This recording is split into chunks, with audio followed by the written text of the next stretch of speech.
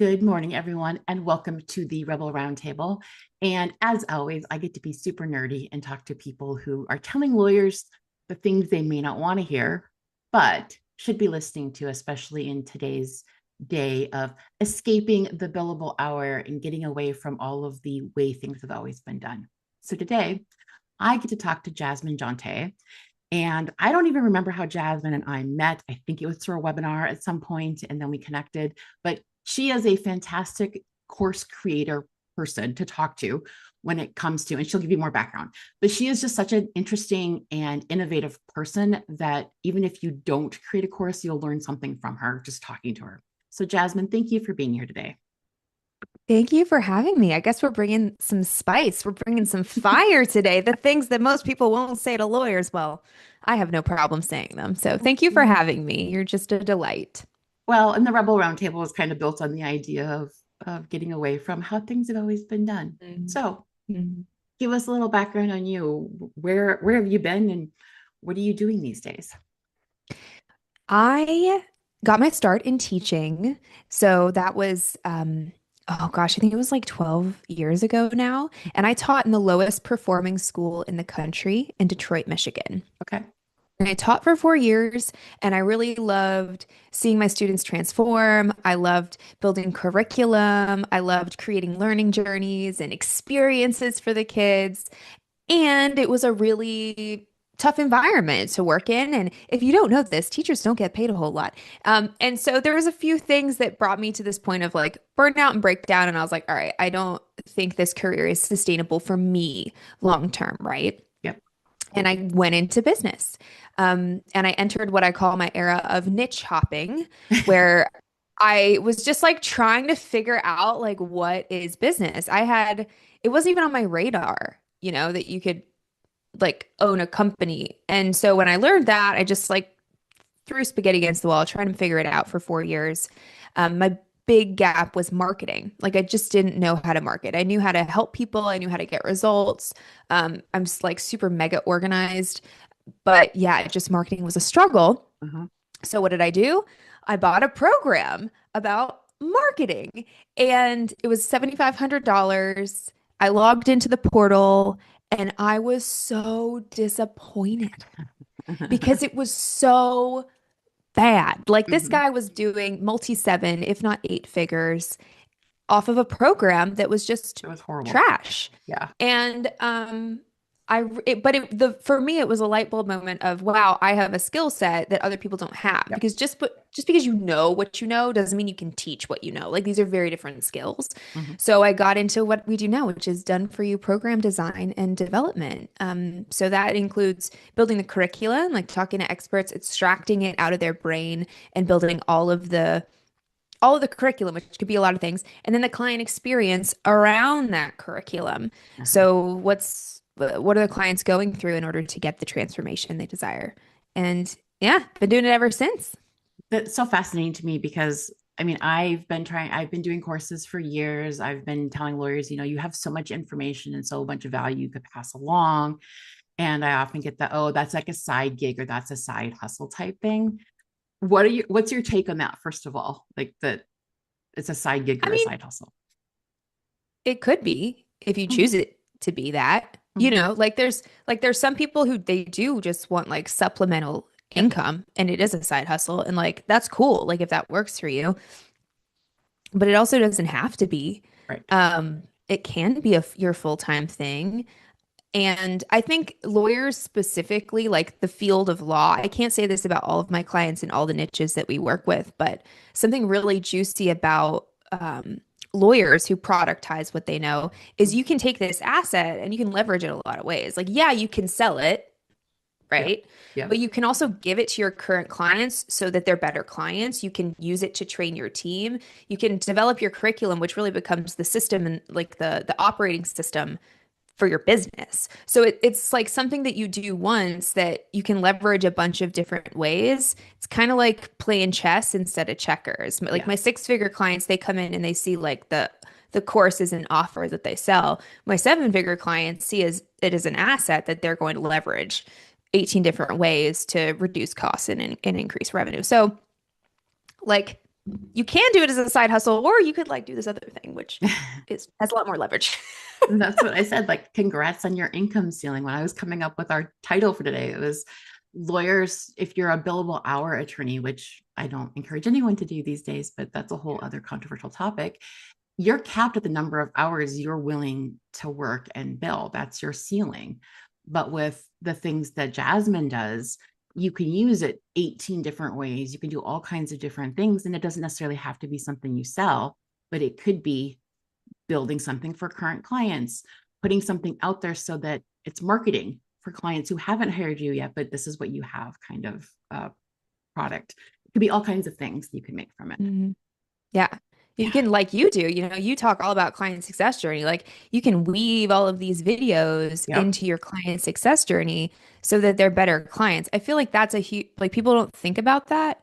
Maybe you would know better than me, like maybe in some disciplines of law. No. Okay. I was like, maybe it's better in personal injury than like bankruptcy or something, but maybe Yep. not. Not really. What I find, especially doing a lot, because I do a lot of client experience audits these days and going through, and I'm just finding that people aren't thinking about what the client is experiencing and what would help them through the process. We're all just complaining about how awful our clients are at following Ugh. checklists.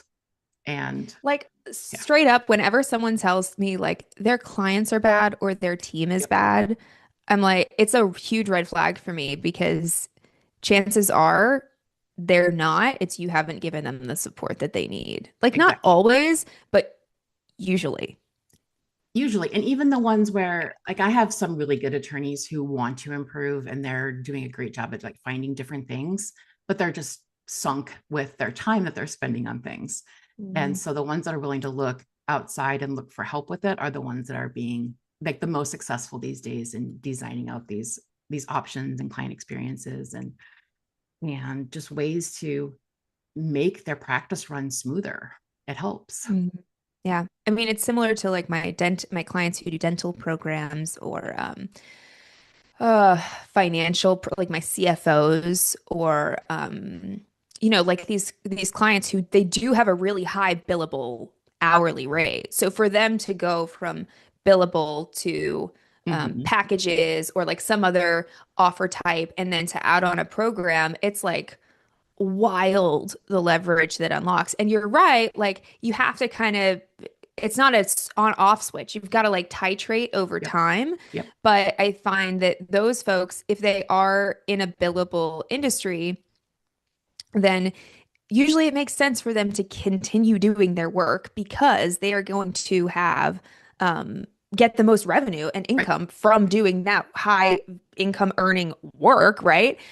And then delegating, outsourcing the other things that are going to get them leverage in the business. Because, like, yeah, if you have, I don't know what a going billable rate is, but I guarantee it's more than a graphic designer rate or a video editor rate or all of the little micro skills you need to do something like build a curriculum. It doesn't make any sense for a lawyer to go and learn those skills.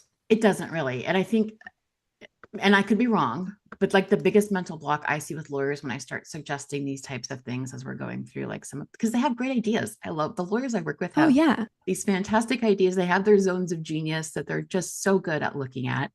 And when I start suggesting, you kind of get the deer in the headlights. It seems like it's too overwhelming for them to figure out like the first step. Do you see that as a roadblock on your side too? Yes. Sometimes, like you said, they have great ideas.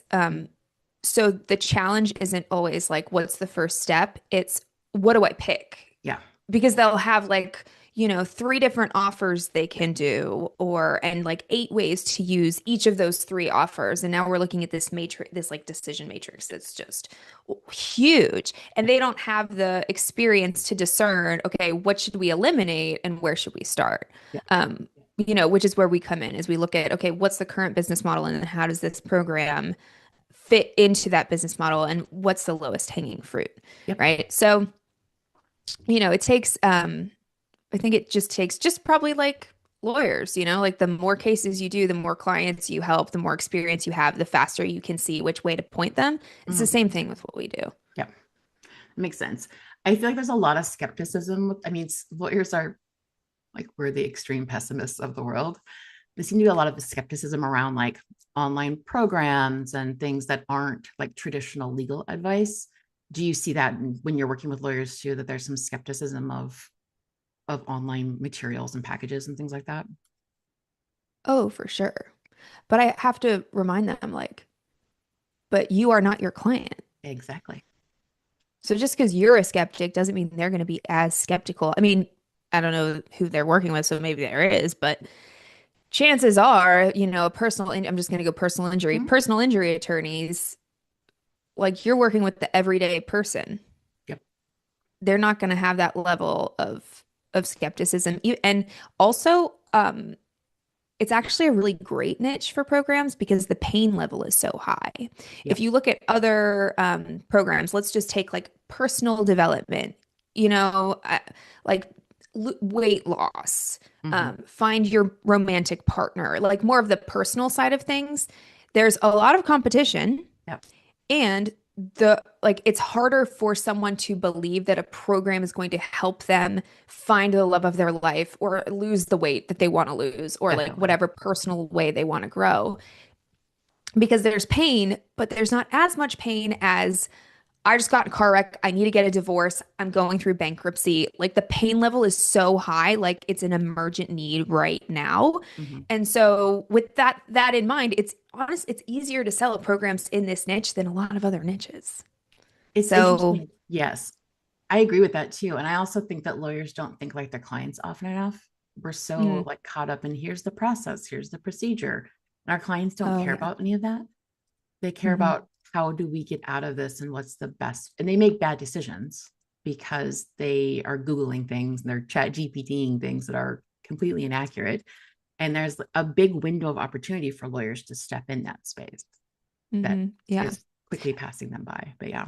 And you know this, I think don't quote me on this, but it's something like 70% of people will choose the company to solve their problem that educated them Yeah. first.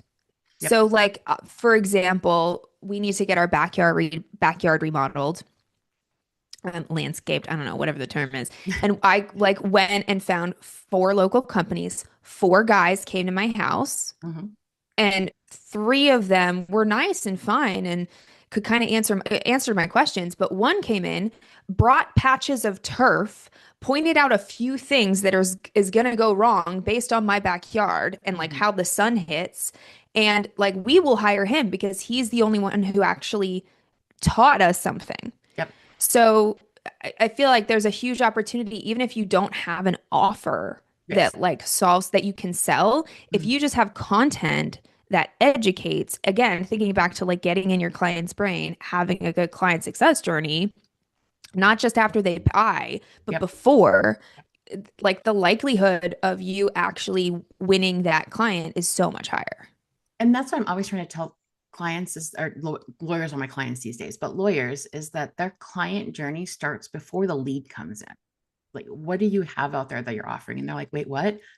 Yes. Long before someone submits a request on your website for an appointment or they call into your office, they've already looked you up. They've already looked at your videos on your website. The good clients have.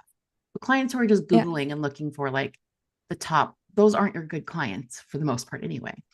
And they're like, wait, what? I got to market to clients who aren't my clients. I'm like, yes, you have to market to clients who should be your clients. That's kind of marketing. That's like that is Yeah, marketing. I It's how know. to take someone from, you know, I don't know you to, oh, I'm aware of you. Oh, I'm aware of your solution. Yep. I'm aware of your unique, what makes you unique. I mean, I think about it around here. Like I live in Phoenix, Arizona. Mhm. And boy, there are a lot of billboards in Phoenix, Arizona. Mhm. Okay. And so I know like the top three, the guys on the buses, the guys on the billboards, the guys on the radio. Like I know there's top three guys. And Mhm. you better believe that if I needed a lawyer, I'd first think about, I'd probably ask for referrals, but I'd also think about them and I would go to their website Yep. and I would look at those lawyers and I'd say, okay, out of these three, which one am I going to choose? Or Mhm. which one might I choose? And I'm looking for the ones who have case studies about like my specific situation. I'm Mhm. looking for the ones who have videos. Like I want to hear their voice. I Yep. want to look for the ones who, okay, what about their team? I want to know about their, like all of these things. Like that's what your prospects Yep. are asking themselves. Mind you, I haven't actually hit any one of their lists yet. I'm Yes. not on your list. You don't even know I exist unless you have Google Analytics or something. So, yeah, yeah, it's super valuable what you do, like helping these lawyers become business owners, really, at the end of the day. Yeah. Well, and there's a lot Yeah. of garbage out there with courses and programs too that for lawyers about stuff like this that drive me absolutely crazy. Sales scripts. I did a whole thing on sales scripts for bankruptcy attorneys last week because they're just so predatory and it drives me absolutely crazy the way these programs get sold that I want my lawyers that I work with to sell things that are useful, that help the client, that are not a sleazy like $7,500 program that turns them into the same blueprint that everyone else has kind of thing. So Hmm. yeah, and I feel like it's Yeah. a very sleazy world out there sometimes. There's your skepticism coming through. I It's know. why your audience resonates with you. So what mistakes do people, not just lawyers, but make when they're trying to build, I think when we see the word scalable, we automatically jump to like some seven-figure craziness and we jump into big things. What mistakes do people make when they think scalable too early or too complicated? Yeah, well, before you scale, you have to grow. So, like, if we think about the difference between growth and scale, growth is when your revenue is growing, but your expenses are also growing. So, like, that would probably be a typical firm, right? You're getting more clients, but you're hiring more team. Mm-hmm. So, revenue is going up, but so's your expenses, your overhead, right? Yep. Scale is when revenue goes up, but your expenses do not grow at the same rate, Mm-hmm. meaning the more revenue comes in, but you also have a higher profit margin. Right. So your expenses kind of level out, if you will, Yep. And which that is makes sense. why which is why like online programs are so sexy, is because you can sell however many people, but there's little to no team costs depending on the offer. Yep. Now, your ad cost is typically higher, right? So that, that's something that gets missed. People think, oh, like it's so great because I don't have to pay for team. But it takes a lot more typically to acquire a customer for like a self-paced course offer than like a high ticket, Yes. service providing kind of offer. So anyway, there's pros and cons, but I think a big mistake people make is just assuming I want to go straight to scale, like you said, when there's a lot that you can do in the middle before you're spending a lot in ads to try and acquire a customer for like a self-paced program. For lawyers, it can look like a lot of different things. You can do, you can just use it, like I mentioned, to leverage your current clients so that they require less time from your team to deliver a great result from them. If you think about your process, well, how can Mm-hmm. you productize it so they don't have to be on email or face to face with you or on Zoom or whatever Yes. to do the things that they need to do for their case? Because I know it's not all about what the lawyer does, right? It's about what the client provides a lot of the time. It is. Yeah. And I think lawyers miss out on that a lot, that there's so many things they could automate and do within their system that would result in fewer emails, fewer calls to team, and then their costs again go down because you're not constantly Right. responding and Right. reacting to every little thing that comes Right. in. So yeah.